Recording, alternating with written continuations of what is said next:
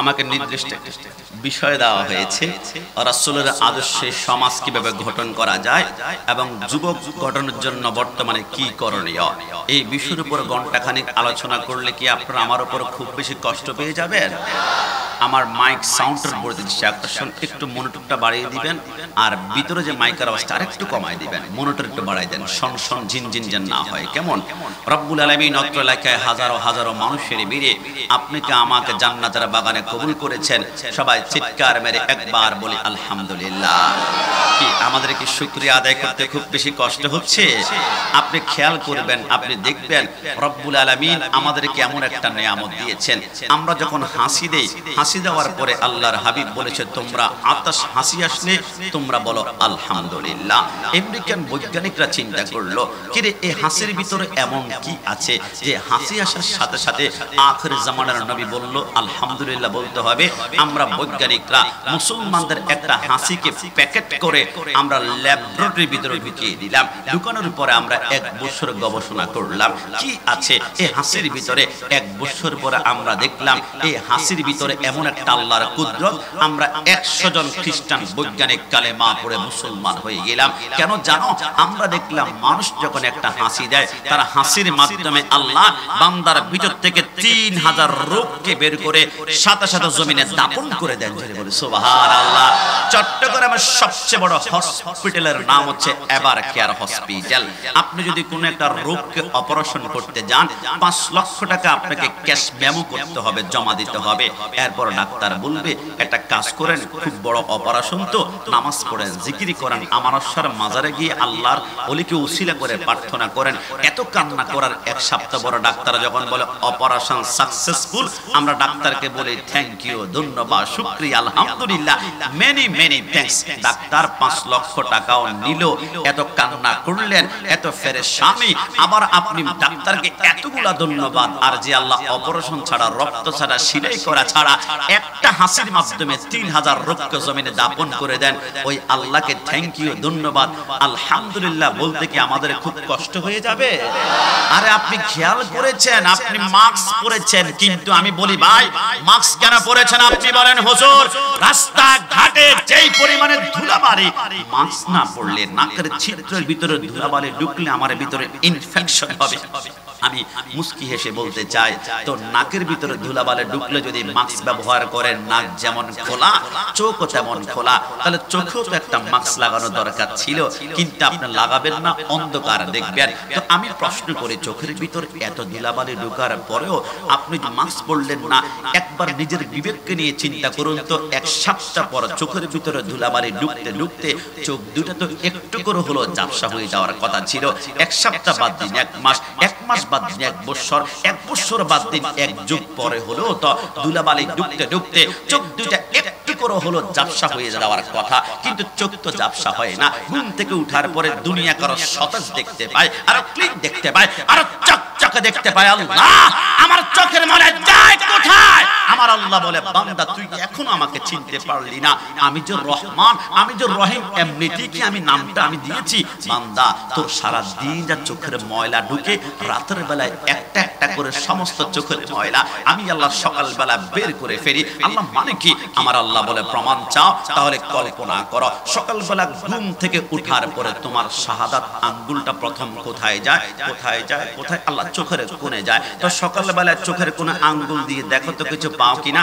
আল্লাহ পাই তো, কিছু ক্যাথর জমা আছে, কিছু ময়লা। কিরে বান্দা রাতে কোনো ডাক্তার আসলে না, হসপিটালে নেয় নাই, অপারেশন হয় নাই, তো চোখের ময়লা চোখ থেকে বের করে চোখের কোণে সকাল বেলা কে প্রস্তুত করলো?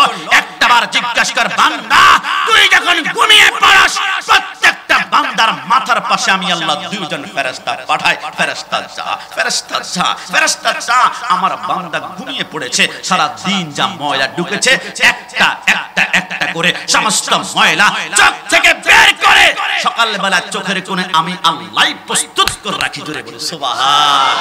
ফাবিআইয়ি আলাই রাব্বিকুমা তুকাজ্জিবান, তুমি তোমার রব্বুল আলামিনের কোন কোন নিয়ামতকে অস্বীকার করবে? মানুষরা মাজারে গিয়েছেন, অনেকের হাত নাই, অনেকের পা নাই, অনেকের চোখ নাই, বলুন না একবার আলহামদুলিল্লাহ। বোবা লোকে চলতে পারে বলতে পারে না, পঙ্গু লোকে বলতে পারে চলতে পারে না, কানা লোকে শুনতে পারে দেখিতে পারে না, কালা লোকে দেখিতে পারে শুনতে পারে না। তুমি যদি তাদের চেয়ে একটু ভালো থাকো, তবে কেন শুকরিয়াটা আদায় করো না? তবে কেন শুকরিয়াটা আদায় করো না? চক্ষু দুটো দিল দেখিতে তোমায়, শুনতে দিল কান, জিহ্বা দিল স্বাদ নিতে আর নাকে সুঘ্রাণ। ডান হাত তুলে বলো ঠিক কিনা?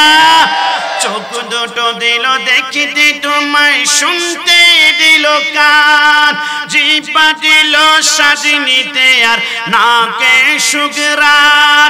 এবার তুমি ভেবে দেখো না, এবার তুমি ভেবে দেখো না কতটা সুখে আছো, তবে কেন শুকরিয়াটা আদায় করো না? চিৎকার মেরে একবার বলি আলহামদুলিল্লাহ। আসুন রাসূলের আদর্শ। আমাদের সেলুনে গেলে আমরা অনেক যুবক ভাইকে দেখি, বলে স্যার আমাকে সেলুনে আসলাম চুল কাটার জন্য, আমার চুলের কাটিংটা হবে মেসি স্টাইলে, নেইমার স্টাইলে, শাহরুখ খান স্টাইলে। আপনি যখন চুলটা কাটবেন অনেক যুবক ভাই বলবে খুব দারুণ লাগছে, ফ্যান্টাস্টিক লাগছে, কিন্তু অনেক মুরব্বি বলবে ছেলেটা বেয়াদব, চুলের কাটিংটা কি দিল, এক পাশে চুল নাই, এক পাশে একদম পুরা লম্বা করে চুল। কারণ কি জানেন? দুনিয়ার কোন সুপারস্টারকে ফলো করলে একজনে ভালো বলবে আর একজনে খারাপ বলবে, কিন্তু সৃষ্টি জগতে একজন সুপারস্টার আছে, একজন সুপার হিরো আছে, যাকে আপনি ফলো করলে দুনিয়ার কোন মানুষ আপনাকে বাঁকা চোখে তাকাতে পারবে না, জীবনে নেগেটিভ কিছু বলবে না। মুসলমানদের সুপারস্টার দুনিয়ার কোন নায়ক হতে পারে না, কোন খেলোয়াড় হতে পারে না। মুসলমানদের সুপারস্টার হচ্ছে একজন লাকাদ কানা লাকুম ফি রাসূলিল্লাহি উসওয়াতুন হাসানা। কসম খোদার রাসূলের প্রত্যেকটা সুন্নাত যদি আপনার জীবনের লেবাস বানাতে পারেন, আপনার কোটিপতি হতে হবে না, রাষ্ট্রপতি হতে হবে না, ঘরে ফ্রিজ লাগবে না, টিভি লাগবে না, টাইলস লাগবে না, এসি লাগবে না। রাসূলের সুন্নাত ঘরে ঢুকলেই আল্লাহ ঘরটা টিনের ঘর হলো জান্নাতের বাগান বানাবেন। জুড়ে বলে সুবহানাল্লাহ। আপনি কাকে সুপারস্টার বলছেন? Don't mind. বাংলাদেশে একজন নায়ক আছেন 6 ফুট লম্বা, চেহারাটাও অনেক সুন্দর, অনেক ওনাকে মেগা স্টার সুপারস্টার বলে। উনি 2টা বিবাহ করেছে, ওনার 2 ঘরের ভিতরে 2টা সন্তান আছে, অনেকে তিনাকে সুপারস্টার বলে। চেহারা দেখেছে সুন্দর, কিন্তু 2টা বিবাহ করার পর এত কলঙ্ক, এত বদনাম। কিন্তু আমার নবী 11টা বিবাহ মোবারক করেছেন। জীবনে একটা কলঙ্ক কেউ বের করতে পেরেছে? পারে নাই। কারণ নবী আমার এমন নবী, আমার সরকার মদিনাকে ফলো করেন, দুনিয়া সুপারস্টারের কলঙ্কর অভাব নাই। আর আমার নবী কেমন সুপারস্টার, আমার নবী কেমন রোমান্টিক ছিলেন, আপনি অবাক হয়ে যাবেন। আমার নবী একদিন হুজরা মুবারকের মধ্যে বসা, 4 জন স্ত্রী রাসূলুল্লাহর সামনে এট এ টাইমে এসে বলে, নবী আমাদের 4 জনের ভিতরে আপনি কাকে বেশি ভালোবাসেন একটু বলুন তো। আমার নবী চিন্তা করলো, আমি যদি বলি একে ভালোবাসি, বাকি বাম 3 জন কষ্ট পাবে, ওকে ভালোবাসি, এই 3 জন কষ্ট পাবে। আমি রাসূল তো কষ্ট দেওয়ার জন্য দুনিয়াতে আগমন করিনি। লাকাদ জাআকুম রাসূলুম মিন আনফুসিকুম আজিজুন আলাইহি মা আনিতুম হারিসুন আলাইকুম বিল মুমিনিনা রাউফুর রহিম। আমার নবী বলে, আমি এখন বলবো না কাকে বেশি ভালোবাসি, তোমরা ঘুমা, সকালবেলা ফজর নামাজটা পড়ে তোমরা 4 জনে আসবা, আমি ক্লিয়ার করে দিব কাকে বেশি ভালোবাসি। 4 জন স্ত্রী রাতের বেলায় ঘুমাতে গেল, ডানে কাঁধ হয় বামে কাঁধ হয়, ঘুম আসে না, কাকে কাকে কাকে বেশি ভালোবাসে। ঠক ঠক করে রাসূল প্রথমে একজন স্ত্রীর ঘরে গেলেন, দরজা টোকা দিলেন। রাসূল ঢুকে বলল, হে আমার প্রিয়তমা। কি বলে? তোমার ডানের হাতের তালুটা খোলো। প্রথম যখন হাতের তালুটা খুললো, রাসূল তার হাতের তালুর মধ্যে 2টা খেজুরের দানা দিয়ে বলল, আমি যে তোমাকে 2টা খেজুরের দানা দিয়েছি কেউ জানবে না, আল্লাহ, আমি রাসূল আর তুমি, ইনশাআল্লাহ। দ্বিতীয় নম্বর স্ত্রীর ঘরে গেল, দরজা বন্ধ করে তার হাতের মধ্যে 2টা খেজুরের দানা দিল। রাসূল বলে, আমি যে তোমাকে 2টা খেজুরের দানা দিয়েছি কেউ যাতে করে না জানে, আল্লাহ, আমি রাসূল আর তুমি, ইনশাআল্লাহ। 3 নম্বর 4 নম্বর স্ত্রী ঘরে প্রত্যেকের হাতে 2টা খেজুরের দানা দিয়ে কেউ যাতে করে না জানে, না জানে, না জানে। 4 জন স্ত্রী ঘুমিয়ে গেল। সকালবেলা আজান হলো, আসসালাতু খায়রুম মিনান নাওম, ঘুম থেকে নামাজ উত্তম। নামাজটা পড়তে 4 জন স্ত্রী ধরে গেল, নবী নবী নবী, কালকে সারা রাত এক ফোঁটা ঘুমাতে পারি নাই, কাকে যে আপনি বেশি ভালোবাসেন? আমার নবী বলে, বাইট চাইয়ে। যখন বসে গেল, নবী বলে, খোদার কসম, এই 4 জন থেকে আমি তাকেই সবচেয়ে বেশি ভালোবাসি। গতকালকার রাতে যার হাতে 2টা খেজুরের দানা দিয়েছিলাম, জোরে বলে সুবহানাল্লাহ। ডানের জন মুস্কি মুস্কি হাসে, নবী তো আমাকে 2টা খেজুরের দানা দিয়েছে, তাহলে আমাকে বেশি ভালোবাসে, তবে কাউকে বলা যাবে না।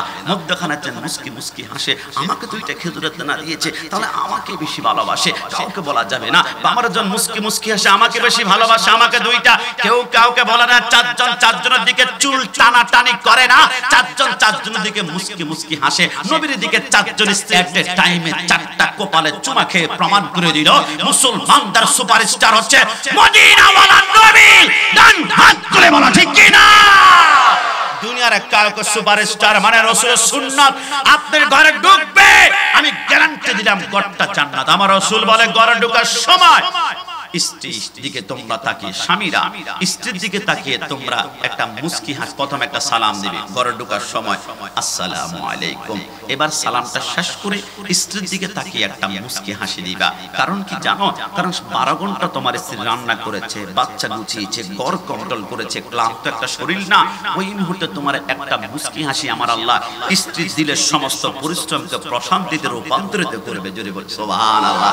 ঘরে ঢুকলা, ঘর থেকে বের সময় আমার স্ত্রীর দিকে তাকিয়ে আসসালামু আলাইকুম সালামটা দিয়ে একটা মুস্কি হাসি দিয়ে বের হবা। তুমি যে ঘরে ঢোকার সময় 2টা সুন্নাত পালন করেছো, একটা হচ্ছে সালাম আর একটা মুস্কি হাসি। ঘর থেকে বের হওয়ার সময় আবার সালাম আবার মুস্কি হাসি। রাসূল বলে, তোমার ঘরে শান্তির জিম্মাদার আমি হয়ে গেলাম। যিনি বলে সুবহান। মুস্কি হাসি এখন আমাদের ঘরে নাই। আগ্রাবাদ, সিঙ্গাপুর মার্কেটের কসমেটিক্স দোকানে মুস্কি হাসি পাওয়া যায়। খালাম্মা ভালো আছেন? বাবি কতদিন আপনাকে দেখিনি, কি প্রকার হাসি। কিন্তু এই হাসিগুলো দরকার ছিল আমার ঘরে। কিন্তু ঘরে ঢুকে আমরা বলি, বাচ্চাগুলো গোছাতে পারো না, হলুদ কেন কম, লবণ কেন বেশি, বাচ্চা একটু সামান্য একটু কষ্ট করতে পারো না, তামাকের উপরে তামাক। কিন্তু আপনি একটা সপ্তাহ অ্যাপ্লাই করেন, ঘরে ঢুকে সালাম দিবেন আর মুস্কি হাসি দিবেন, কসম খোদার কোরাল মাছ লাগবে না, ইলিশ মাছ লাগবে না, লাক্কা মহিষের গোশত, গরু গোশত লাগবে না। আপনার ঘরটা টিনের ঘর হবে, দেখবেন শান্তির বন্যা বয়ে যাবে। জুড়ে বলি সুবহান। যুবক আমার, পর্দানিশীল মা বোনেরা, অন্তরের কান লাগাবেন।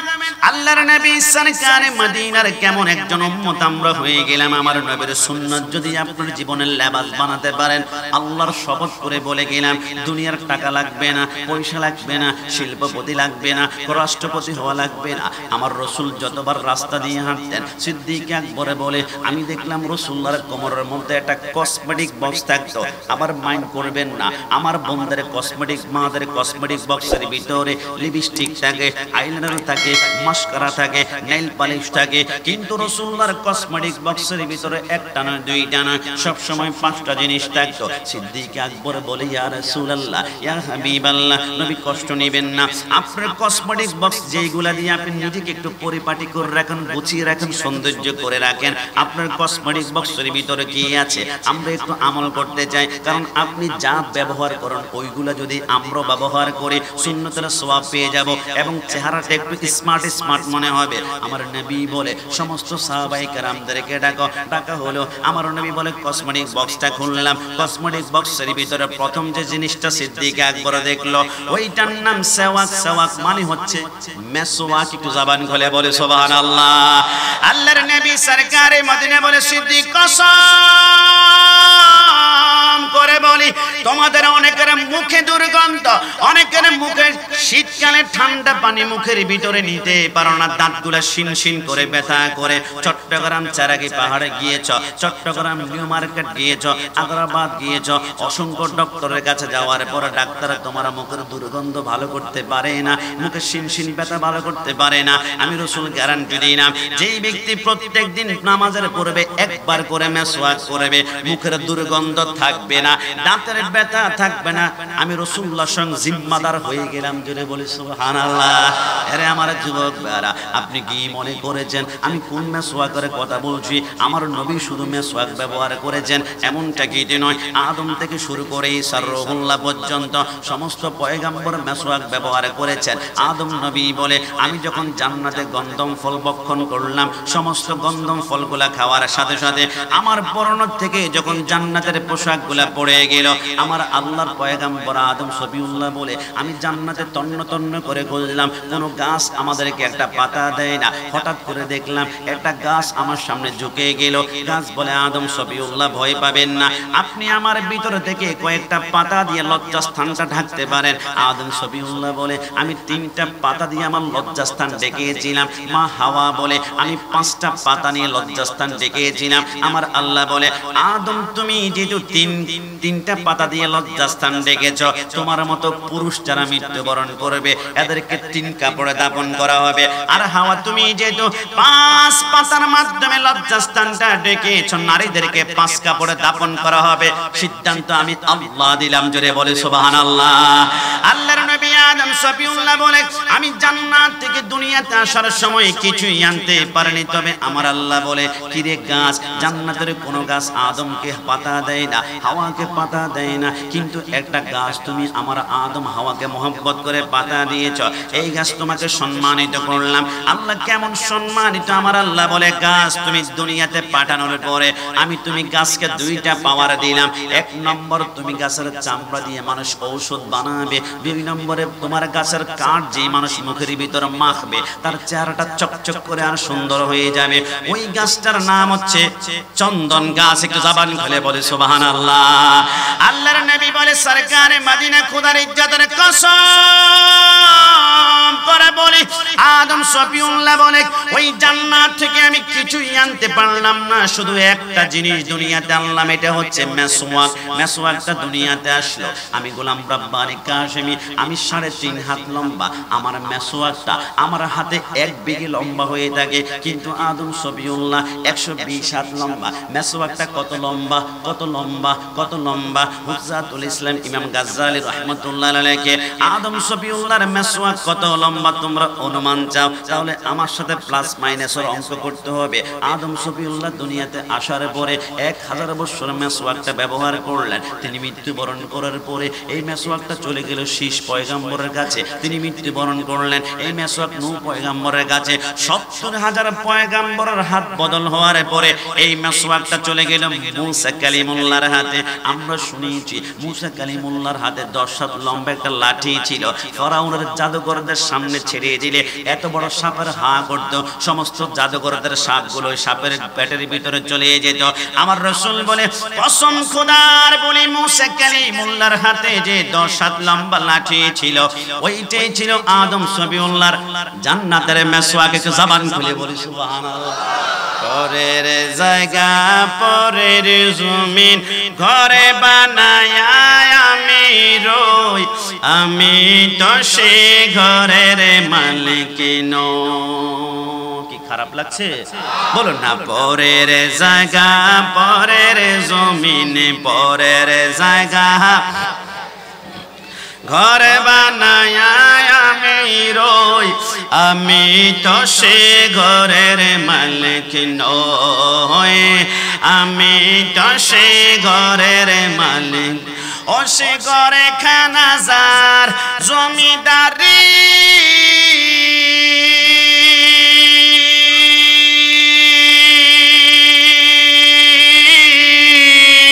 আমি পাই না তাগার হুকুম জারি,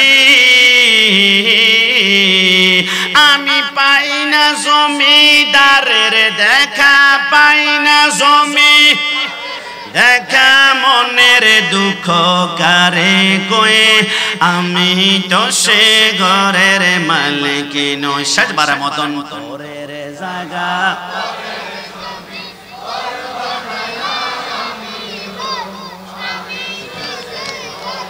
মালিক নয়, আমি তো সে ঘরের মালিক নয়।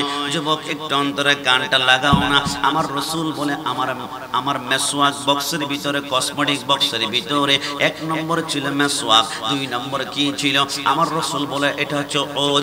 ওদ মানে হচ্ছে আতর। রসুল সরকারে মদিনা বলে তোমরা বেশি বেশি করে আতর ব্যবহার করবা। কারণ কি জানো, আমি একদিন চট্টগ্রাম আন্দরকিল্লা গিয়েছিলাম। ওইখানে আতর যে বানায় ওই কেমিক্যাল ফ্যাক্টরির মধ্যে যাওয়ার পরে একজন মুহাব্বতের ভাই বলে, হুজুর আপনার আলোচনা সব সময় শুনি। আমি বললাম নগণ্য মানুষ, আমি কিছু বলবা? বলে হুজুর অবাক হয়ে যাবেন, আমাদের ফ্যাক্টরির ভিতরে 200 আইটেমের দুনিয়া জমিনের বিভিন্ন রকমের কেমিক্যাল রয়েছে। ওই কেমিক্যাল 70-80 আইটেম একসাথে করলো আতর বানাতে পারি না। 100 আইটেমের কেমিক্যাল যদি একসাথে করি, এরপরে আমরা অদ্ভুত নামের একটা ছোট্ট একটা গোলাপ ফুলের পাতা অথবা গোলাপ ফুলের পাপড়ি যতক্ষণ না আমরা আতরের মধ্যে ছাড়ি, অতক্ষণ পর্যন্ত আতরের কোনো গানই বের হয় না। হুজুর অনেক চিন্তা করলাম, কারণটা কি? আমিও চিন্তায় বিভোর হইলাম। আমি একখানা কিতাব পড়লাম, নাম হচ্ছে মসনবী শরীফ, লিখেছেন আল্লামা জালালউদ্দিন রুমি। তিনি বলেন, জানো কেন গোলাপ ফুলের এত পাওয়ার কেন তোমরা জানো? আল্লাহর নবীর নূর মোবারক যখন আমার আল্লাহ সৃষ্টি করলো, আরশের উপরে আমার নবী 14,000 বছর পর্যন্ত একটা জিকির করেছিল, ইল্লাল্লাহ ইল্লাল্লাহ ইল্লাল্লাহ। আমি কাশিমি যদি 1 ঘন্টা ওয়াজ করে আমার কপালে ঘাম চলে আসে। রাসূলুল্লাহ 14,000 বছর পর্যন্ত জিকির করার কারণে রাসূলুল্লাহর কপাল মোবারকে 1 ফোঁটা ঘাম চলে আসলো। ওই ঘাম মোবারকটা জমিনে পড়ার সাথে সাথে তামাম দুনিয়ার সমস্ত ফুলগুলা রেস লাগিয়ে দিল, দৌড় লাগিয়ে দিল, প্রতিযোগিতা লাগিয়ে দিল, কে কার আগে রাসূলুল্লাহর ঘাম মোবারকটাকে চুমা দিবে। আল্লাহর কসম, তামাম দুনিয়ার সমস্ত ফুলগুলাকে পিছনে ফেলে দিয়ে একটা ফুল রাসূলুল্লাহর ঘাম মোবারককে চুমা দিয়েছিল। ওইটার নাম হচ্ছে গোলাপ ফুল। একটু জবান খুলে বলে সুবহানাল্লাহ। আরে যুবক, কসম কসম করে বলি, আমার আল্লাহ বলে যে গোলাপ ফুলের ভিতরে রাসূলুল্লাহর ঘাম মোবারকের ঘ্রাণ আছে। দুনিয়ার সমস্ত কেমিক্যাল দিবা আতর থেকে ঘ্রাণ কিন্তু বের হবে না, ঘ্রাণ কিন্তু বের হবে না। বের যদি করতে চায়, রাসূলুল্লাহর ঘাম মোবারক যে ফুলের ভিতরে ঢুকেছে, ওই ফুলের পাতা ওই ঘামের সাথে কেমিক্যালের সাথে লাগাও রাসূলুল্লাহর ঘাম মোবারকের কারণে আমি আল্লাহ সেই আতরের ভিতরে সুগন্ধ বাড়িয়ে দিবে। একটু জবান খুলে বলে সুবহানাল্লাহ। আপনি বলে যদি গোলাম রাব্বানী কাশিম হুজুর, আজকে হচ্ছে 2024 সালের 18 অক্টোবর, আগামীকাল সকালবেলা হচ্ছে 19 অক্টোবর, ফজর নামাজের পরে আমি রাসূলুল্লাহর ঘাম মোবারকের ঘ্রাণ একটু নেওয়ার কোনো সুযোগ আছে কিনা? যুবক ভাইরা, 2024 সালে আগামীকাল সকালবেলা যদি রাসূলুল্লাহর ঘাম মোবারকের ঘ্রাণ নিতে যাও, 1450 বছর পরে এখনো পর্যন্ত আছে। হুজুর কোথায় কোথায়, হুজুর কোথায় কোথায় জীবন দিয়ে ফেলবো। চট্টগ্রামে কোনো গোলাপ ফুলের বাগান যদি পান, না পাইলে চট্টগ্রাম চারাগে পাহাড় চলে যাবেন, ওইখানে হাজার হাজার গোলাপ ফুল পাওয়া যায়, তালাব তাজা। আমার রাসূল বলে, আল্লাহর কসম, গোলাপ ফুলের সামনে গিয়ে নিঃশ্বাস দিয়ে একটা টান দিবা, গোলাপ ফুল থেকে যে ঘ্রাণটা বের হয় ওইটাই হচ্ছে আমি রাসূলুল্লাহর ঘাম মোবারক। জোরে বলি সুবহানাল্লাহ। আরে যুবক, সরকারে মদিনা সাল্লাল্লাহু আলাইহি ওয়াসাল্লাম বলে, তুমি যখন আমি রাসূলের সুন্নাত আতর তোমার গায়ের মধ্যে লাগাবা, তোমার বন্ধুর সাথে অনেক দিন পরে তোমার দেখা হয়ে গেল, তোমার বন্ধু তোমার সাথে কোলাকুলি করবে, কিন্তু গায়ের মধ্যে যে পরিমাণে ঘামের দুর্গন্ধ, তোমার বন্ধু কিন্তু তোমার মোহাব্বত থাকলেও এখন আর কোলাকুলি করতে চায় না, দুর্গন্ধ। দোস্ত, কালকে আমার কোলাকুলি আছে, পরশু দেখা হবে, কিন্তু আপনি যদি আপনার বন্ধু গরিব হয়, কোলাকুলি করতে না যায়, কিন্তু মোহাব্বতের যদি হালকা একটু আতর আপনার গায়ের মধ্যে লাগিয়ে দিলেন, 2 কানের লতির মধ্যে লাগিয়ে দিলেন, আপনার সুঘ্রাণের কারণে আপনার বন্ধু আপনাকে বুকের সাথে টান দিবে। কারণ রাসূলের সুন্নাত যার গায়ে লেবাস হবে, আমার আল্লাহ দুইজনের ভিতরে সুন্নতের কারণে মোহাব্বত বাড়িয়ে দিবে। জোরে বলে সুবহানাল্লাহ।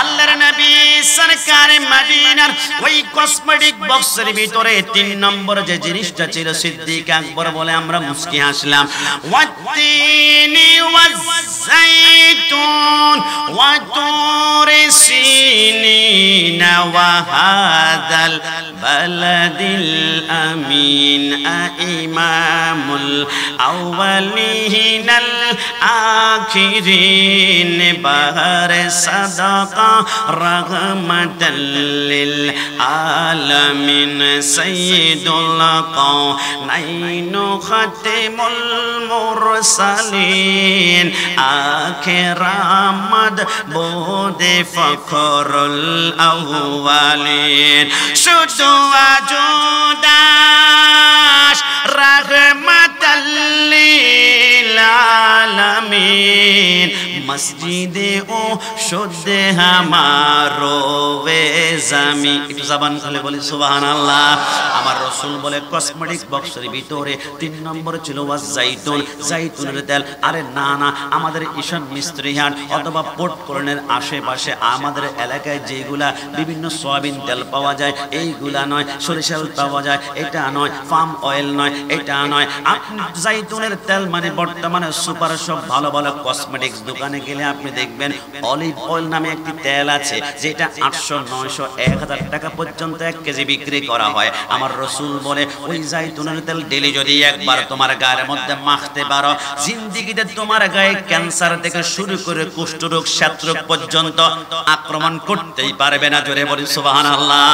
রাসূল আপনার কসমেটিক বক্সের ভিতরে 4 নম্বর কি? আমার সিদ্দিক আকবর বলে আমরা খুলে দেখলাম, সেইখানে দেখলাম তাখলিল মানে খিলাল। রাসূল আপনি খিলাল কেন করেন? আমার রাসূল বলে খাওয়ার পরে তোমাদের দাঁতের চিবা, ছোট্ট মাছের কণা, দাঁতের কণা, গোশতের কণা দাঁতের চিপার মধ্যে আটকে থাকে, ওইটা 12 ঘন্টা পর্যন্ত যদি এটা না খোলো ওইখানে ব্যাকটেরিয়া তৈরি করে জায়গাটা নষ্ট করবে, তোমার দাঁতের গোড়ায় ব্যথা আক্রান্ত হবে। তুমি উম্মতের ব্যথা হলে আমি রাসূল বরদাস্ত করতে পারি না, তুমি সেটা খিলাল করে ফেলবে। তোমার দাঁতটা সুস্থ থাকলে আমি মদিনাওয়ালা, মদিনা থেকে মুস্কি হাসব। জোরে বলে সুবহানাল্লাহ।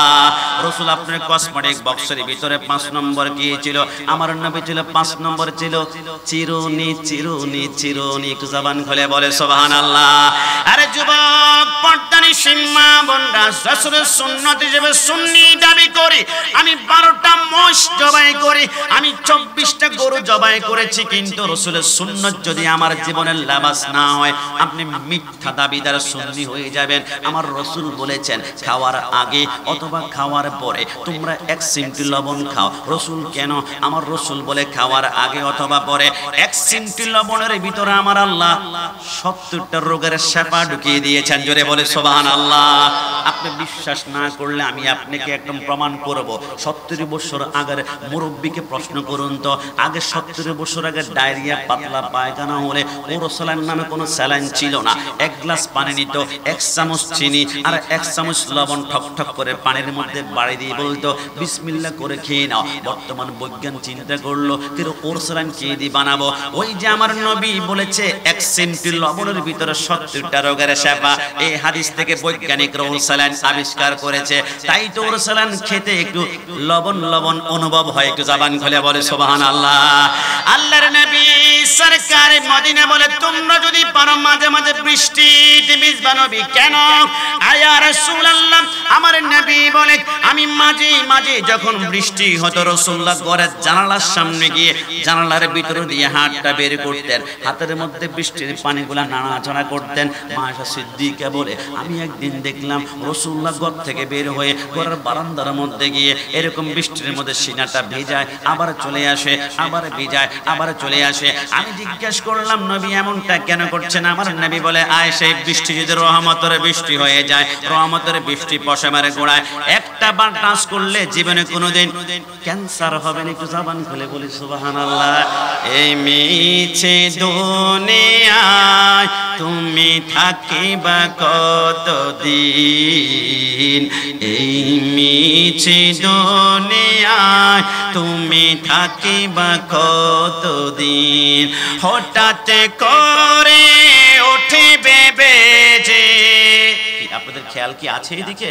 বলুন না, হঠাৎ করে উঠিবে বেজে, চলে যাওয়ার বিন থাকিবা কতদিন। বলুন না, এই মিছে তুমি থাকিবা একটু মনিটর দাও। এই মিছে দুনিয়ায় তুমি থাকিবা এই দুনিয়া মিছে মায়ায় আছো তুমি ডুবে একবারও ভাবনি তোমায় চলে যেতে হবে।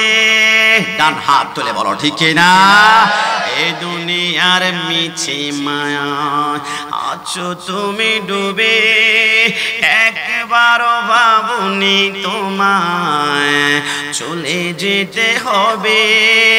কি হিসাবে দেবে তুমি, কি হিসাবে দেবে তুমি শেষ বিচারের দিন।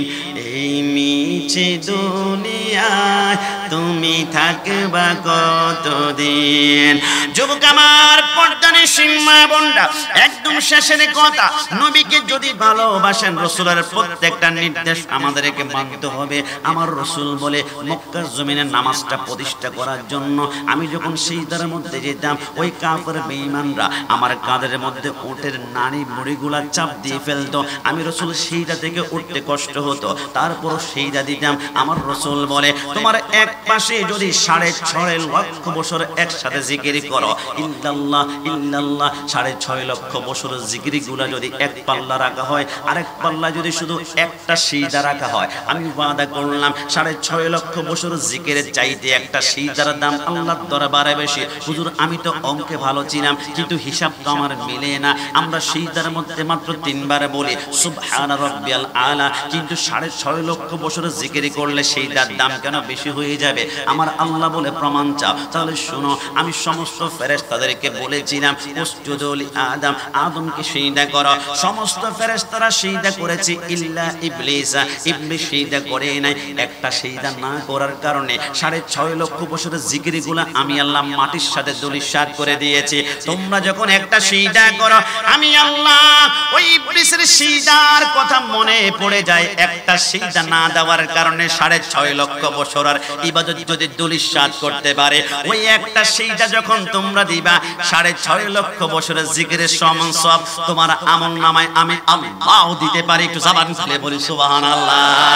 আরে আমার যুবক বারা, তোমাদের পায়ে ধরে, তোমাদের হাতে ধরে কিয়ামতের ময়দানে সবাই তো আমরা জানি 4টা স্টেশন হবে। একটা হবে মিজান, একটা ফুলসিরাত, আরেকটা হাউজে কাউসার, আরেকটা হচ্ছে আসা আইয়া বাসাকা রব্বুকা মাকামাম মাহমুদা।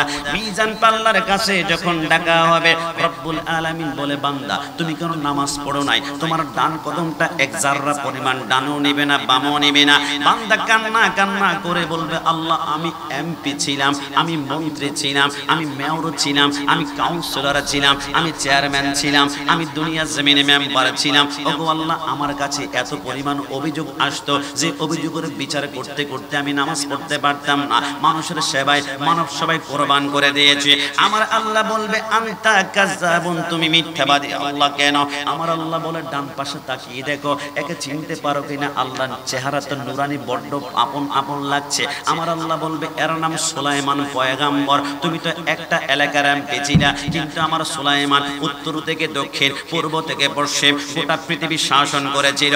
তুমি তো শুধু মানুষের কথা বুঝো, কিন্তু আমার সুলাইমান একটা পিপিলিকের কথা বুঝে, একটা মাকড়সার কথা বুঝে, মাছের কথা বুঝে। গোটা পৃথিবী শাসন করার পর আমার সুলাইমান একটা বারের জন্য সিজদা ছাড়ে না। আল্লাহ আল্লাহ বলে জীবনটা কুরবান করেছে, আর তুমি সামান্য ক্ষমতা পেয়ে সিজদা ছেড়ে দিয়েছ।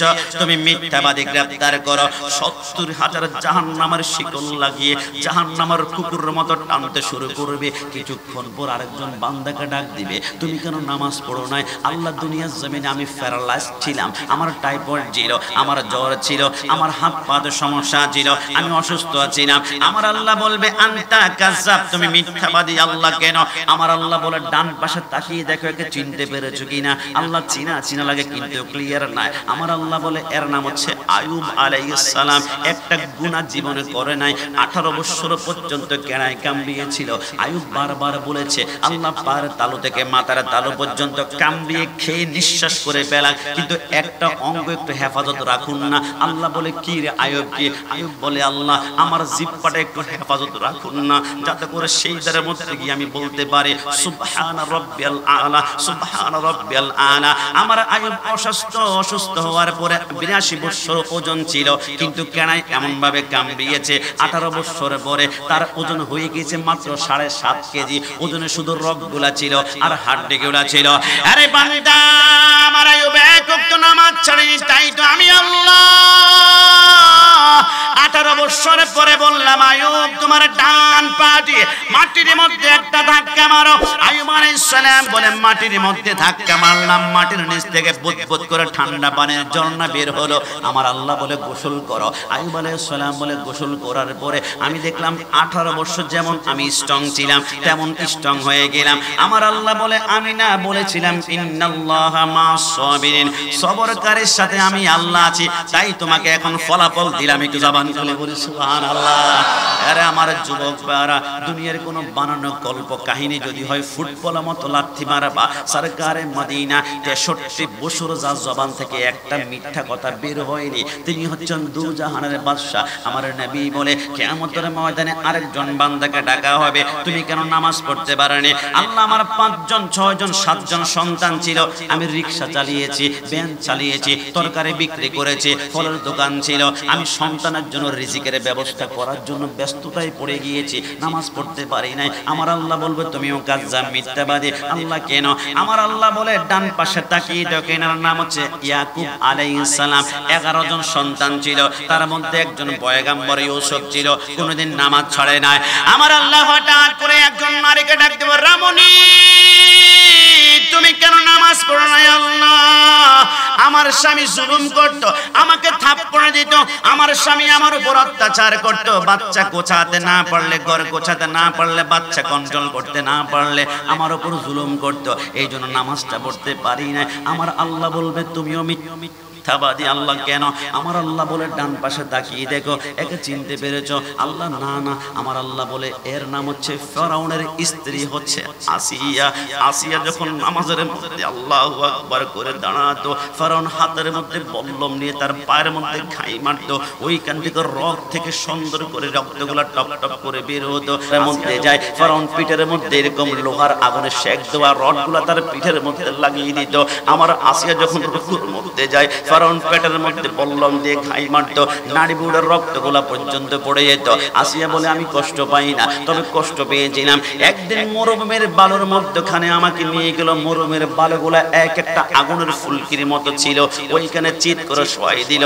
আমার পিঠের চামড়াগুলো একটা একটা করে মোমের মতো গলতে পড়তে শুরু করলো, আমার বুকের উপর পাথর দিল। আমি কান্না করে বললাম আল্লাহ তোমার কাছে পারতো না? আল্লাহ এখনো পর্যন্ত তোমাকে খোদা মানে, আল্লাহ কিছুই চাই না। আল্লাহ জান্নাতে নাকি তোমার একটা ঘর থাকবে, আল্লাহ ওই ঘরের পাশে আমাকে একটা ছোট্ট ঘর দান করো না। আমার আল্লাহ বলে জিবরাইল দেরি করো না, আমার আসিয়ার জন্য জান্নাতে একটা ঘর বানাই আসিয়ার সামনে ধরো। আসিয়া বলে আল্লাহর কসম, ওই সেইটার কারণে আমি জান্নাত দেখে দেখে আল্লাহর জান্নাতে ঢুকে পড়লাম। জুড়ে বলি সুবহানাল্লাহ।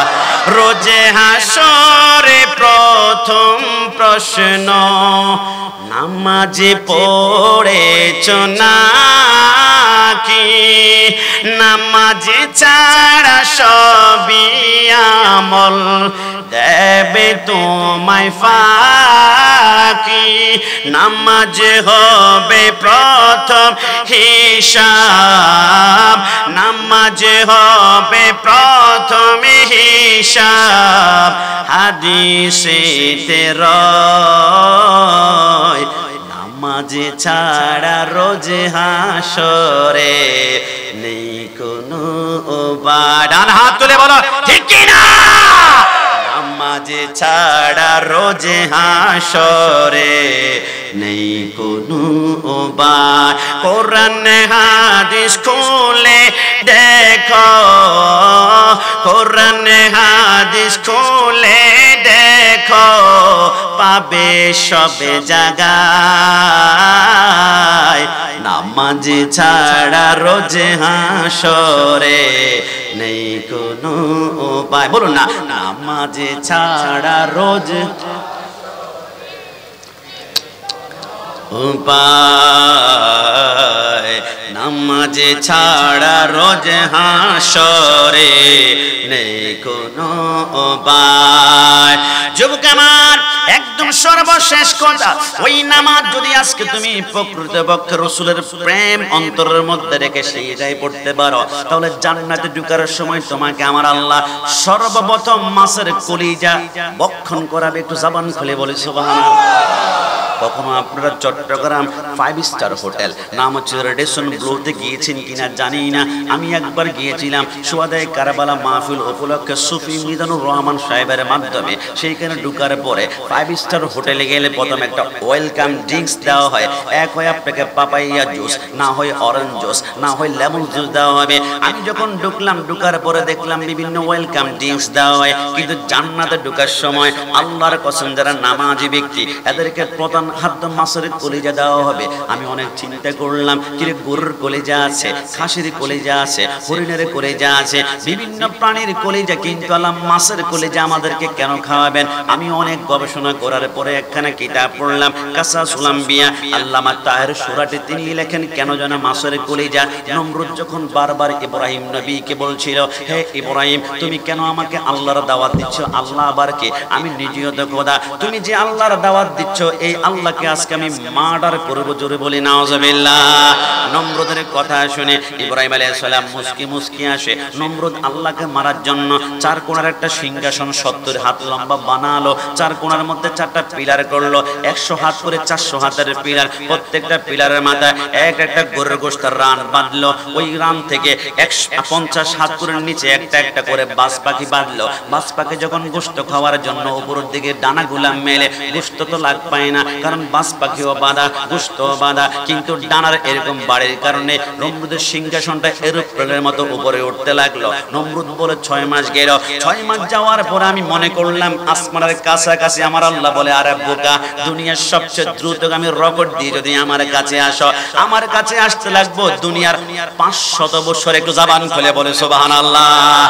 রব্বুল আলামিন বলে, জিবরাইল, জিবরাইল, নমরুদের কীর্তিকলাপ দেখো। নমরুদ আমাকে মারার জন্য আসে, আমি আল্লাহ যদি 1 মিনিট তার অক্সিজেনটা এখন বন্ধ করে দে, লাশ হয়ে যাবে। কিন্তু হাম তো মা এলবি করমে কোই সাইল হ্যাঁ নিহি, আমি আল্লাহ মৃত্যুর আগ পর্যন্ত সুযোগ দেই। বান্দা একবার আমাকে আল্লাহ বলে ডাক দেয় কিনা, যদি একবার ডাক দেয় আমি জিন্দেগির গুনাহগুলো মাফ করে তাকে জান্নাতের দিকে রওনা করাবো। নমরুদ যখন তীরটা হাতের মধ্যে নিয়ে আল্লাহর আসমানের দিকে তাক করলে এখন আল্লাহকে মারবে। আমার আল্লাহ বলে, নমরুদ 6 মাস কষ্ট করেছে, আমি আল্লাহ খালি ফিরাবো না। জিবরাইল একটা কাজ করো, আমি তীরের আগার মধ্যে রক্ত লাগাতে চাই, যাতে করে নমরুদ মনে করে আল্লাহকে মেরে এসেছি। শেষ বয়সে আমি আল্লাহকে চিনতে পারলে এটাও মাফ করে দিব। জিবরাইল বলে, আল্লাহ রক্ত কোত্থেকে আনবো? আমার আল্লাহ বলে, এরে জিবরাইল, আমার প্রথম আসমানের উপর একটা রহমতের সাগর আছে, ওই রহমতের সাগরে অসংখ্য মাছ আছে, ওইখান থেকে একটা মাছ, একটা একটা ফিশ ধরে নাও। ওই মাছ যখন নমরুদ তীর মারবে, ওই তীরটা মাছের কলিজা বরাবর সেট করে ফেলবে। মাছের কলিজা যখন মাছের রক্তগুলা তীরের আগারের মধ্যে পারবে, নমরুদ মনে করবে আমি আল্লাহকে মেরে চলে আসছি। হঠাৎ করে মাছের জবান খুলে গেল, আল্লাহ আল্লাহ আল্লাহ, দুনিয়াতে কত প্রাণী আছে, আমি মাছকে কেন আপনি নাপাক নমরুদের তীরের আগারের মধ্যে লাগাবেন? আল্লাহ কেন আমার রক্ত আপনি প্রবাহিত করবেন? আমার আল্লাহ বলে, মাছ ওয়াদা করলাম, তুই যদি আজকে নমরুদের তীরের আগারের মধ্যে রক্ত প্রবাহিত করতে পারো, দুনিয়ার যত প্রাণী আছে হালাল করার জন্য বিসমিল্লাহ আল্লাহু আকবার, আল্লাহু আকবার, হালাল করতে হলে জবাই করতে হবে, বিসমিল্লাহ বলতে হবে। কিন্তু মাছ তুমি যদি আজকে রক্ত প্রবাহিত করতে পারো, তোমাকে জবাই আর করতে হবে না।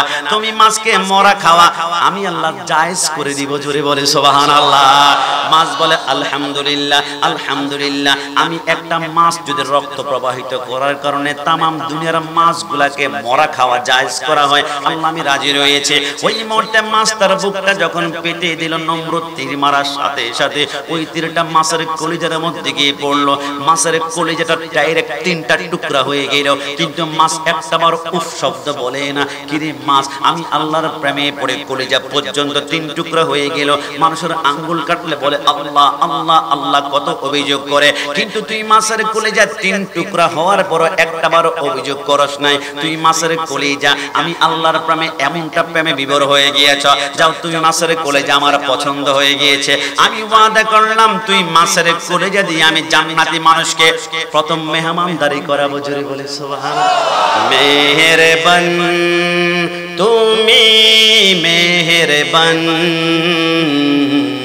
মেহেরবান তুমি মেহেরবান, আমি পাপী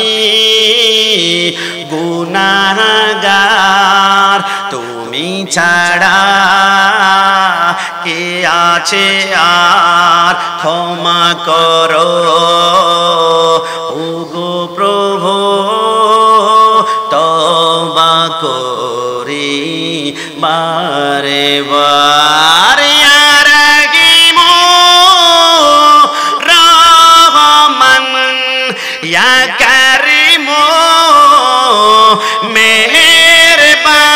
আল্লাহর নাম নিতে কষ্ট হচ্ছে, বলো না ইয়া রাহিম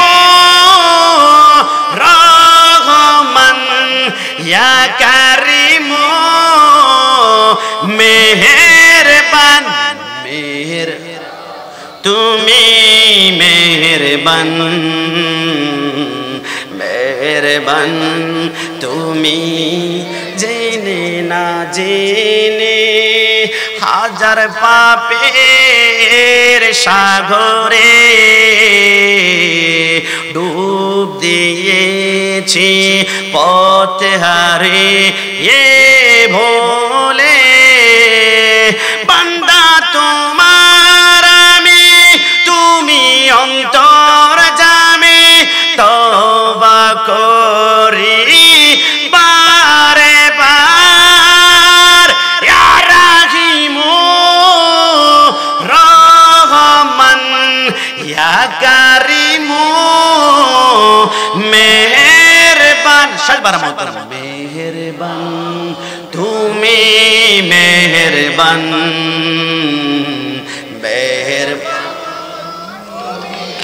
মেহেরবান। ওই জান্নাতে আমরা সকলে যেতে চাই কি চাই না? তারপরেও তা আশিক बोले हमने माना कि जन्नत बहुत ही हंसी, छोड़कर हम मदीना न जाए कहीं, यूं तो जन्नत में सब है मदीना नहीं और मदीना में जन्नत मौजूद है। आशिक बोले আমাকে যদি এক পাশে রাখা হয় জান্নাত, এক পাশে মদিনা, দোস্ত তুমি কোথায় যাবা? আশিক বলে এক কোটিবার আমি বলবো আমি জীবনে একবার মদিনায় যেতে চাই, জীবনে একবার মদিনা যেতে চাই, জীবনে একবার মদিনা যেতে চাই। কিরে জান্নাতে কেন যাবি না?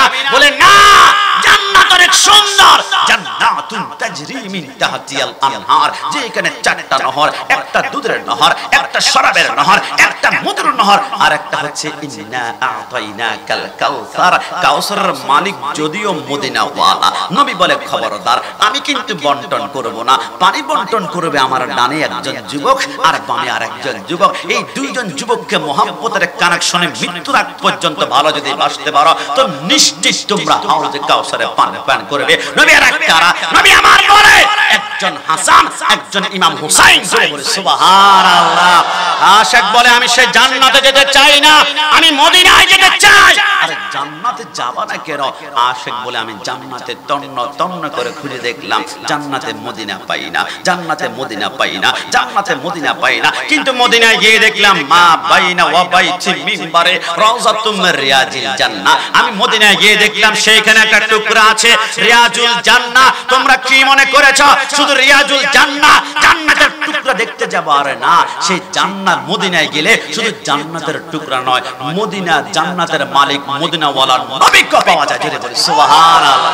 অনেকে বলবেন হুজুর মিস্টেক করেছেন, সাউন্ড ইকো এফেক্ট ঝনঝন সব বন্ধ করো, একদম ডাইরেক্ট সাউন্ডটা করে দাও। সাউন্ডের নাম কি? এমরান সাউন্ড না? আমরা সাউন্ড অত্যন্ত কিউট, স্মার্ট, খুবই ফ্যান্টাস্টিক সাউন্ড। যে কোনো মাহফিলে, উরুস, বিবাহ অনুষ্ঠানে এই সাউন্ডটা ব্যবহার করবেন। আল্লাহ তার রিজিকে বরকত দান করুক, সবাই বলি আমিন। পাবলিসিটি করে দিছি তো, এবার সাউন্ড একটু সুন্দর করে উঠাই দাও, জনজন সাউন্ড বন্ধ করে দাও। কি আমি কি খারাপ কিছু বলেছি? কি আমি কি কাউকে গালি দিচ্ছি? আশেক বলে।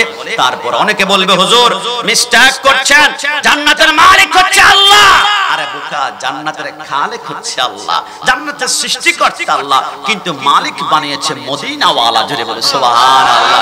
সেই সরকারে মদিনার প্রেম অন্তরের মধ্যে নিয়ে আমরা বলি ইস, জীবনে যদি রাসূলকে একবার স্বপ্ন যোগে চরমচক্ষুতে দেখতে পারতাম। কিন্তু দুশমন, গাদ্দার, জুব্বাওয়ালা কি বলে জানেন? স্বপ্ন তো দূরের কথা, রাসূলকে নাকি সরাসরি দেখলো জাহান্নাম হারাম হয় না। সে আবার বলে আবু জাহেলও নাকি দেখেছে। জোরে বলে নাউজুবিল্লাহ। আমরা বলি কত বড় গাদ্দার। আজকে থেকে মনে রাখবেন, জুব্বাওয়ালা, গুস্তাখার রাসূলের চাইতে ব্যান চালক, রিকশা চালক, কুলি, মেথর, প্যান্ট শার্ট পরানোওয়ালা নবী প্রেমিকের দাম আল্লাহর দরবারে কোটি গুণ বেশি। যারা বলেছে রাসূলুল্লাহকে দেখলে জাহান্নাম হারাম হয় না, তিরমিজি শরীফের 3858 নম্বর হাদিসে মুবারাকা রাসূল বলেছেন, সামি'তু রাসূলুল্লাহ সাল্লাল্লাহু আলাইহি ওয়াসাল্লাম ইয়াকুলু লা তামাসসুন নার মুসলিমান রানি। রাসূল বলে তোমরা শুনে নাও, যেই ব্যক্তি মুসলমান অবস্থায় আমি রাসূলকে এক নজর দেখবে, রানি আমাকে দেখলো, লা তামাসসুন নার, তাকে জাহান্নাম স্পর্শ করতে পারবে না। নবী বলে পারবে না। আর গুস্তাখ বলে রাসূলকে দেখলে জাহান্নাম হারাম হয় না।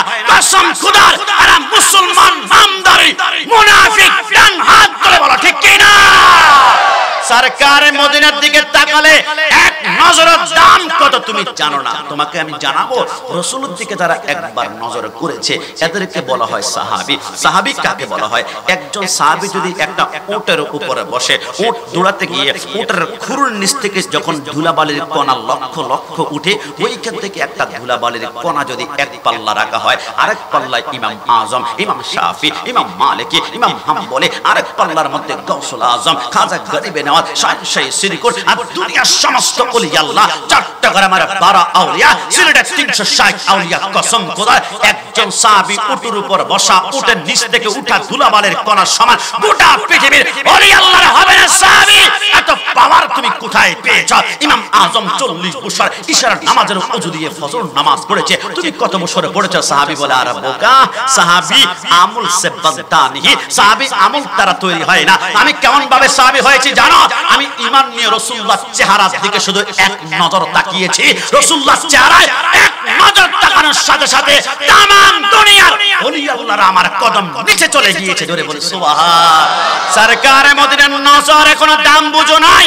আপনারা সকলেই তো জানেন, আমার রাসূল মেরাজে গিয়েছে, আসার সময় 50 ওয়াক্ত নামাজ নিয়ে ষষ্ঠ আসমানে আসলো। মুসা আলাইহিস সালামের সাথে দেখা। আমার থেকে খুব ভালো জানেন, তবে নুকতাটা কোন জায়গায় গিয়ে থেকে একটু খেয়াল করবেন। রাসূলের চেহারা কেন তাকালে তো আকর্ষণ হবে? আপনি জাহান্নাম কেন হারাম হবে? মুসা কালিমুল্লাহ বলে, রাসূল যখন ষষ্ঠ আসমানে আসলো, আমি জিজ্ঞেস করলাম, নবী উম্মতের জন্য উপহার কি দিয়েছে, গিফট কি দিয়েছে, হাদিয়া কি? আমার রাসূল মুস্কি হেসে বলে 50 ওয়াক্ত নামাজ দিয়েছে। নবী পারবে না, পারবে না, আপনি আবার যান, আপনার উম্মত হায়াত কম হবে, দুর্বল হবে। আমার নবী গেলেন, 5 ওয়াক্ত নামাজ কমায় আল্লাহ। আর মুসা কালিমুল্লাহ বলে, কি হয়েছে 5 ওয়াক্ত? না 45 পারবে না, আপনি আবার যান। নবী কয়বার গিয়েছে বাবা? 9 বার গিয়েছে, কমেছে 45 ওয়াক্ত, আর আছে মাত্র 5 ওয়াক্ত। মুসা কালিমুল্লাহ বলে, কি হয়েছে? বলে 5 ওয়াক্ত আছে, পারবে না, আপনি আবার যান। আমার নবী বলে, কি বলে মুসা, 5 ওয়াক্ত আছে, একবার গেলে যদি 5 ওয়াক্ত কমে আর 5 ওয়াক্তে আছে, আরেকবার গেলে তো নামাজই শেষ, জিরো হয়ে যাবে। মুসা কালিমুল্লাহ বলে, তাই নাকি? বলে, তাই নাকি মুসা, তুমি কি হিসাব করছো না? মুসা কালিমুল্লাহ বলে, আমি তো আমার হিসাব নিয়ে ব্যস্ত। হে মুসা, তোমার হিসাব নিয়ে ব্যস্ত? মুসা কালিমুল্লাহ বলে, কসম খোদার, আমি আপনাকে পাঠাচ্ছি, বারবার আপনি কি মনে করছেন নামাজ কত ওয়াক্ত করছে সেই জন্য? আরে না না, আমি তো আমার মনের তামান্না আকাঙ্ক্ষা পূরণ করছি। মুসা, কি তামান্না? মুসা কালিমুল্লাহ বলে আলাম তারা কাইফা ফাআলা রাব্বুকা, আপনি সব দেখেছেন আদম থেকে শুরু করে ঈসা রূহুল্লাহ পর্যন্ত। আমি মুসা তুর পাহাড়ে উঠে কেঁদেছিলাম, রব্বি আরানি, আল্লাহ দেখতে চাই দেখতে চাই দেখতে চাই। আল্লাহ বলেছেন লাম তারানি, দেখা যাবে না, লাম তারানি দেখা যাবে না। বারবার অ্যাপ্লিকেশন করার কারণে আমার আল্লাহ ৭০,০০০ নূরের পর্দা ফাঁক করে একটু ঝলক মেরেছিল, গোটা তুর পাহাড়টা জ্বলে পুড়ে আমাদের চোখে সুরমা হয়ে গেল। আমি মুসা বেহুশ হয়ে পড়ে গেলাম। ৪০ দিন পর্যন্ত আমি মুসাকে যে একবার দেখেছে তার চোখ গলে গলে পড়ে গিয়েছে, গলে গলে। আমি আল্লাহকে দেখতে পারি নাই, কিন্তু আজকে সুযোগ হয়ে গিয়েছে নবী, আমি কেন বারবার আপনাকে আল্লাহর দরবারে পাঠাই? কসম খোদার, যতবার আপনি আল্লাহর সাথে দিদার করে আমার সামনে আমার সামনে আমার সামনে, ততবার আপনার চোখের মনের ভিতরে আমি আল্লাহকে দেখতে পাচ্ছিলাম। জোরে বলি সুবহান। যে চোখের ভিতরে, যে চোখের মনিতে আমার আল্লাহকে দেখা যায়, ওই নবী কখনো আমার মতো হতে পারে? নবী হচ্ছেন আল্লাহ দেখার আয়না। একটু জবান খুলে বলি সুবহানাল্লাহ। গাদ্দার, আমি জানি অনেকে আজকে মাহফিলে আসে না, দোস্ত মাহফিলে যাবে না। না কেন?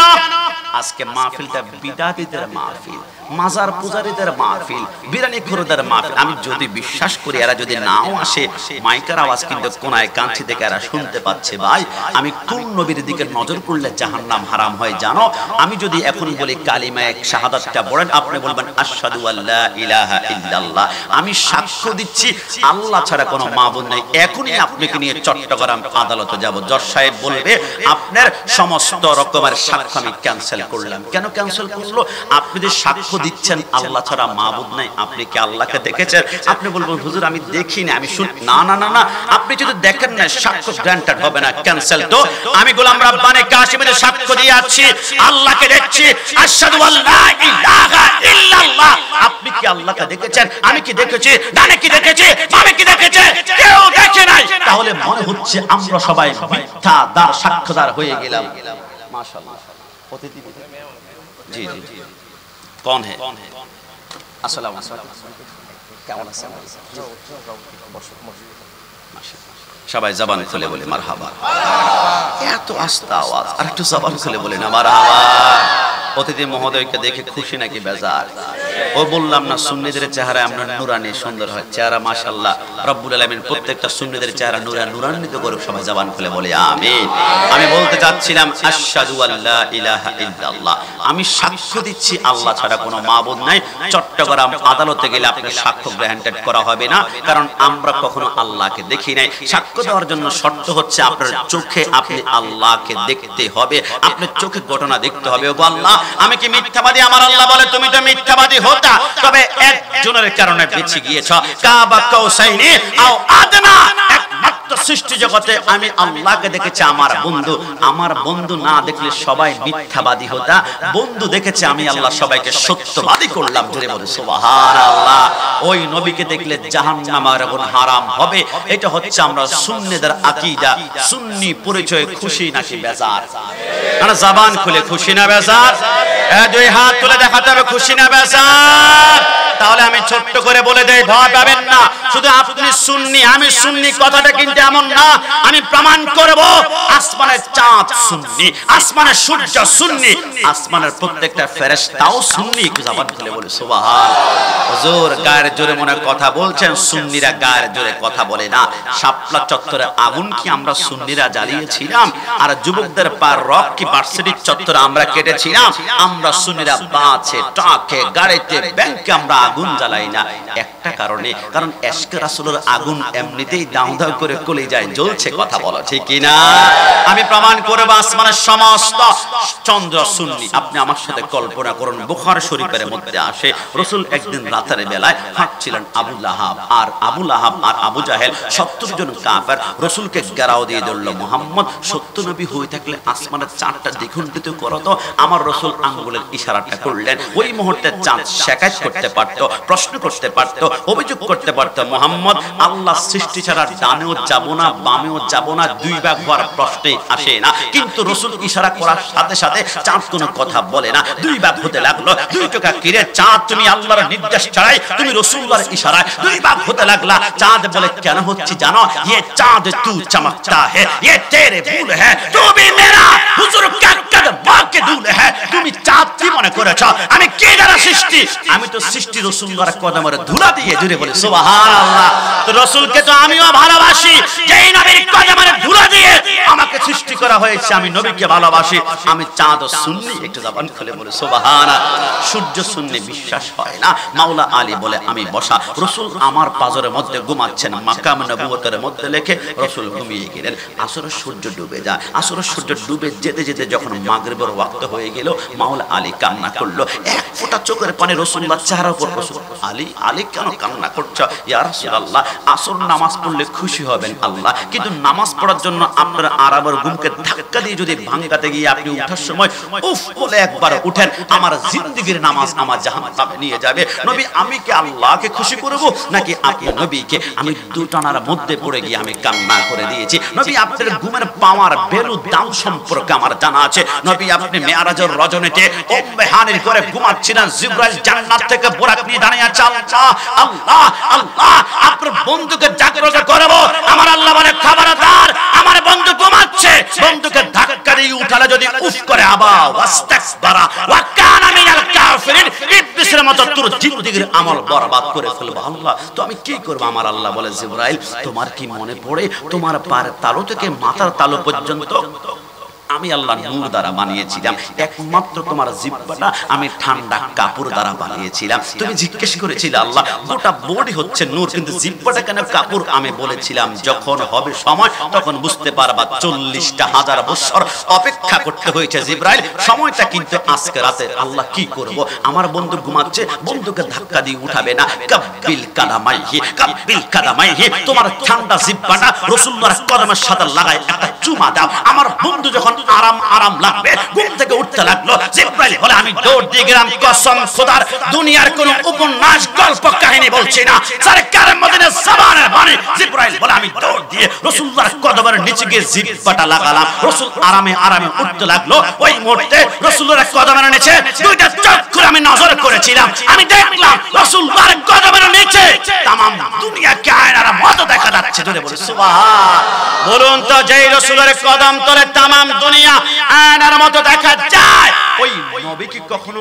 আমার মতো হতে পারে এ ডান হাত তুলে বলো পারে আল্লাহর শপথ মাওলা আলী বলে রাসূল যেখানে জিবরাইল আপনার ঘুম ভাঙাতে পারে না সেখানে আমি সাহস করতে পারি না নবী আপনার জবানে উফ শব্দ করলে আল্লাহ तमाम দুনিয়া তামা করে ফেলবে আমার রাসূল বলে আলী আমার জন্য মহব্বতে পড়ে ফরজ নামাজ পর্যন্ত ছেড়ে দিয়েছো আলী এখন কি নামাজ পড়তে চাও মাওলা আলী বলে নবী কিভাবে সম্ভব সূর্য তো ডুবে গিয়েছে আমার রাসূল বলে ইয়েস অর নো হ্যাঁ অথবা না যেই কোন একটা বলবা রাসূল নামাজ তো পড়তে চায় মাওলা আলী বলে কসম খোদার রাসূল আমার সামনে বসে শাহাদাত আঙ্গুলটা বের করলো সূর্যের দিকে ইশারা করলো রাসূল থেকে সূর্যের দূরত্ব ছিল 9 কোটি 30 লক্ষ মাইল ওই মুহূর্তে সূর্য বলতেই পারতো অভিযোগ করতেই পারতো মুহাম্মদ আমি তো সূর্য পশ্চিম দিকে উঠি না আমি উঠি পূর্ব দিকে আমি ডুবি পশ্চিম দিকে আমি ডুবি পশ্চিম দিকে আমি উঠি পূর্ব দিকে কিন্তু সূর্য কোনো কথা বলে না রাসূল ইশারা করেছে না সূর্য উঠতে লাগলো সূর্য ঘটনা কি আল্লাহর নির্দেশ ছাড়া তুমি সরকারের মদিনার ইশারাতে উঠতে লাগলা সূর্য বলে জানো না খোদা কি রাদা চাহে দো আলম খোদা চাহতা হে রাজায়ে মুহাম্মদ तमाम দুনিয়া চাই আল্লাহকে আদম নবী আল্লাহকে ইউনূস নবী আল্লাহকে মুসা নবী আল্লাহকে ইব্রাহিম নবী আল্লাহকে ইসমাঈল চিন্তা শুয়েছে বাবা আমার দরে ছুরি লাগায় জবাই করো আল্লাহকে রাজি করার জন্য तमाम দুনিয়া চাই আল্লাহকে আল্লাহ খুশি করতে চায় বন্ধুকে ওই বন্ধুর ইশারা যদি আমি সূর্য মাগরিব থেকে আসর ওয়াক্তে উঠি আমাকে শাস্তি দিবে না আমাকে আল্লাহ কোটি গুণ দামি করবে আমি সূর্য সুন্নি জোরে বলি সুবহান এরপর বলুন সুন্নি পরিচয় এবার খুশি নাকি বেজার না জবান খুলে খুশি না বিশ্বাস করেন পৃথিবীর জমিনে আমি যেমন হাত তোলায় বলছি সুন্নি পরিচয় খুশি না বেজার পৃথিবীর জমিনে কেউ বলাতে পারবে না বলুন তো হাত তুলে ওহাবি পরিচয় খুশি না বেজার কেউ বলবে না কারণ সুন্নি একমাত্র দল জান্নাতি দল জান্নাতি পরিচয় দিতে আমাদের কলিজা কাঁপে না ভয় লাগে না একটু জবান খুলে বলি সুবহান যুবক ভাইরা কষ্ট নিবা না রাসূলের সাথে প্রেম করতে হলে মিলাদুন মিলাদুন নবী করতে হলে অনেক গালি দিবে তোমাদেরকে, বিদাতি বিদাতি বিদাতি। আর সামান্য একজন নারীর সাথে প্রেম করতে হলে কত কলঙ্ক তোমাদের মাথায় লাগাতে হয়। তো মদিনাওয়ালার সাথে প্রেম করবা, কলঙ্ক লাগবে না, বদনাম লাগবে না, এমনটা হতে পারে না। প্রেম মানে বদনাম তোমাকে সহ্য করতে হবে। কিন্তু আজকের অতিথি মহোদয়কে পাশে বসে আমি চ্যালেঞ্জ দিয়ে বলতে পারবো, পৃথিবীর জমিনে একমাত্র ফিউর দলের নাম হচ্ছে আহলে সুন্নাত ওয়াল জামাত। আল্লাহর কসম আমরা বিদাতি নয়। আমি 5 মিনিট আপনাকে প্রমাণ করতে সক্ষম হব। চোখটা এদিকে দেন তো।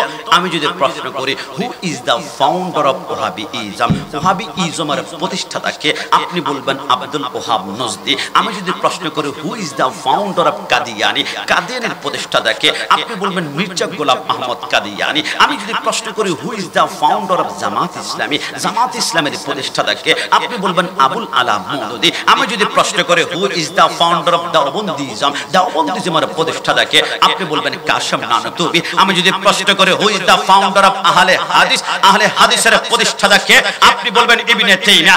লেকিন কিন্তু আমি যদি প্রশ্ন করি who is the founder of আহলে সুন্নাত ওয়াল জামাত, আহলে সুন্নাত ওয়াল জামাতের প্রতিষ্ঠাতাকে, ওয়ানলি অন ওয়ান পারসন, সাইয়্যিদুল মুরসালিন, খাতামুন নবিয়্যিন, শাফিউল মুসলিমিন, আনিসুল গারিবিন, রাহমাতাল লিল আলামিন, রাহাতাল আশিকিন, মুরাদুল মুশতাকিন, শামসুল আরিফিন, মিসবাহুল মুকাররাবিন, সাইয়্যিদুস সাকালান, নবিউল হারামাইন, ইমামুল কিবলাতান। তাহলে বোঝা গেল বিদআত মানে নতুন আবিষ্কার। নতুন দল কিন্তু আমরা বানাইনি, নতুন নেতা কিন্তু আমরা বানাইনি, নতুন রাজনৈতিক দল কিন্তু আমরা বানাইনি, নতুন গ্রুপ বানাইনি। 1450 বছর আগে নবী যেই দল আমাদেরকে দিয়ে গিয়েছে আহলে সুন্নাত ওয়াল জামাত, ওই দল নিয়ে এখনো পর্যন্ত আছে, কিয়ামত পর্যন্ত থাকবো। আমরা সুন্নিরা গরীব হতে পারে, রিকশা ড্রাইভার হতে পারে, ভ্যান চালক হতে পারে, আমরা ভিক্ষা করতে পারে, আমরা কুলি হতে পারে, আমরা মুচি হতে পারে, কিন্তু আমাদের হৃদয়ে কেটে দেখা সাগর পরিমাণ নবীর প্রেম আছে, মহব্বত আছে। কসম খোদার সুন্নিরা বিদআতি নয়। সুন্নিদেরকে যারা বিদআতি বলে ওরা নিজেরাই বিদআত থেকে বাঁচার জন্য উল্টা আমাদেরকে অ্যাটাক করে। কিন্তু সুন্নির একমাত্র দল হচ্ছে জান্নাতি ডান হাত।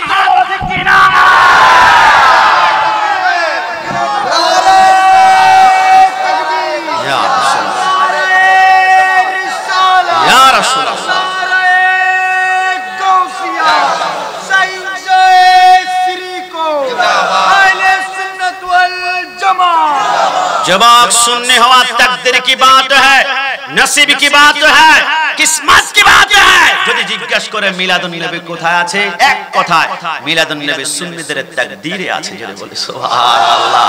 এইজন্য গালাগালি নয়, আসো নবী প্রেমে বিভোর হতে চাই। বিশ্বাস করো আমল কম হতে পারে, নামাজ কম হতে পারে, নবীর প্রেম আছে তো জান্নাত নিশ্চিত তোমার নাকের ডগায় লাগবে। সবাই শুনেছি না রাসূল মক্কা থেকে মদিনায় হিজরত করে 70 জন সাহাবী বলে নবী নামাজ কোথায় পড়ব? খেজুর গাছের পাতা দিয়ে মসজিদ বানিয়েছে। 1400 সাহাবায়ে কেরাম যখন হলো, সাহাবীরা বলে নবী এখানে নামাজ পড়তে পাচ্ছেন, একটা নতুন ঘর বানাই, মসজিদুন নববী নাম হবে, বানাও। খেজুর গাছের পাতা ভেঙে ফেলা হলো, মাদারিজুন নবুওয়াতের মধ্যে লেখে। এবার সাহাবায়ে কেরাম বলে খেজুর গাছের পাতা দিয়ে রাসূল যে খেজুর গাছের সাথে হেলান দিতেন তাকে আমরা 11 জন টান দিয়ে উপরায় ফেললাম। হঠাৎ করে কান্নার আওয়াজ শোনা যায়। কিন্তু মদিনার জমিনে সবাই আজকে আনন্দিত, কান্না করে দেখলাম যে খেজুর গাছের ভিতর থেকে ইয়া রাসূলুল্লাহ, ইয়া রাসূলুল্লাহ, ইয়া রাসূল। সিদ্দিক আকবর বলে নবী খেজুর গাছ কান্না করে, আমাদের হিসাব তো মিলে না। আমার রাসূল দৌড় দিয়ে খেজুর গাছকে কোলে নিয়ে বলল খেজুর গাছ কেন কান্না করো? খেজুর গাছের জবান খুলে গেল, লাব্বাইক ইয়া সাদাইক ইয়া রাসূলুল্লাহ। কেন কান্না করো? নবী জুদা করে ফেলা হয়েছে, আপনি আমার সাথে হেলান দিতেন, আপনার শরীর মোবারকের ঘাম মিশকাম্বরের চাইতে শুকরা এখন তো পাবো না। আমার রাসূল বলে কান্না করিও না, দুনিয়ার সবচেয়ে লম্বা গাছ বানিয়ে দিলাম, এখন তো খুশি না? রাসূল খুশি না। দুনিয়ার সবচেয়ে সুস্বাদু ফলের গাছ বানিয়ে দিলাম, এখন তো খুশি না? নবী খুশি না। দুনিয়ার সবচেয়ে বিউটিফুল ট্রি গাছ বানিয়ে দিলাম, এখন তো খুশি খুশি না? তো তুমি কি চাও? রাসূল কিয়ামতের ময়দান 50,000 বছর পার হওয়ার পরে কিছু চলে যাবে জাহান্নামে, কিছু জান্নাতে। আপনি যখন জান্নাতে আপনার উম্মতদেরকে দিদারে দিবেন, আপনি তো একটা জায়গায় দাঁড়িয়ে দিদারে দিবেন। আপনি ওয়াদা করেন আমি উস্তুনে হান্নার সাথে হেলান দিয়ে দিয়ে আপনি দিদারে দিবেন। আমার রাসূল বলে সিদ্দিক আর ওমর মদিনার মার্কেটে চলে যাও। বাজার নবী কেন? আমার রাসূল বলে দাফনের কাপড় নিয়ে আসো। কেন কেন নবী? আমার রাসূল বলে কি রে তুমি মৃত্যুবরণ করে নাই? আমার নবী বলে এখনো বুঝতে পারো নাই যে খেজুর গাছ আমি রাসূলুল্লাহর জন্য কান্না করতে করতে চোখের পানি ফেলে জান্নাতে যাওয়ার জন্য চাই। আমি রাসূল তাকে জান্নাতে ডিক্লেয়ার করলাম। জান্নাতে গাছকে আঘাত করে করে চুলার ভিতরে ঢুকানো হবে না, তাকে দাফন করব, কারণ সে নিশ্চিত জান্নাতে। জুড়ে বলে সুবহান। চট্টগ্রামের ভার আমি প্রশ্ন করতে চাই, উস্তুনে হান্নানা তুমি নাকি জান্নাতে যাবা? উস্তুনে হান্নানা বলে জান্নাতের মালিক যখন বলেছে বুলেট মিস হবে, যাওয়া মিস হবে না, তাহলে তোমার থেকে জানতে চাই কয় ওয়াক্ত নামাজ তুমি পড়েছো, কয়টা রোজা রেখেছো, কয়টা হজ করেছো, কয়টা যাকাত দিয়েছো? উস্তুনে হান্নানা বলে আমার নামাজ নাই, আমার রোজা নাই, আমার হজ নাই, আমার যাকাত নাই। কি রে, নামাজ রোজা ছাড়াও কি জান্নাতে যাওয়া যায়? উস্তুনে হান্নানা বলে আমি তো যাব। আরে কেন যাবে? উস্তুনে হান্নানা বলে নামাজ না থাকতে পারে, রোজা না থাকতে পারে, হজ না থাকতে পারে, যাকাত না থাকতে পারে, একটা কারণে আমি জান্নাতে যাব, আমার কলবে রাসূলুল্লাহর মহব্বত আছে। একটা গাছ যদি রাসূলুল্লাহর প্রেমে জান্নাতে যেতে পারে, কসম খোদার আমরা গাছ নয়, আশরাফুল মাখলুকাত ওই নবীর প্রেমে যারা লক্ষ টাকা প্যান্ডেল করেছে, আয়োজন করেছে, আমরা রাসূলুল্লাহর সামনে এইভাবে জান্নাতে বসে থাকবো, ডান হাত তুলে বলি ইনশাআল্লাহ। সেই সরকারে মদিনার প্রেম অন্তর নিয়ে রাসূলের বিরুদ্ধে কথা বললে রাসূলের কিচ্ছু আসে যাবে না। তবে আমার রাসূল বলেছেন আমার বিরুদ্ধে যারা কথা বলবে এদের বংশের ভিতরে দোষ খুঁজে পাওয়া যাবে।